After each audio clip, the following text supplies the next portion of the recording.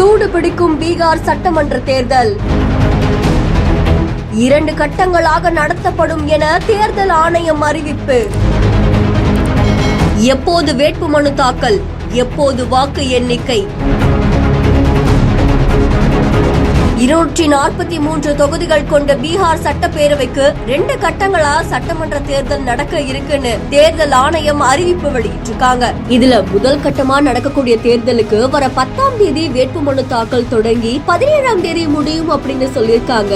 2ஆம் கட்டமா நடக்கக்கூடிய வேட்புமனு தாக்கல் 13ஆம் தேதி தொடங்கி 20ஆம் தேதி நிறைவடையும் அப்படின்ற மாதிரி தேர்தல் ஆணையம் தெரிவிச்சிருக்காங்க.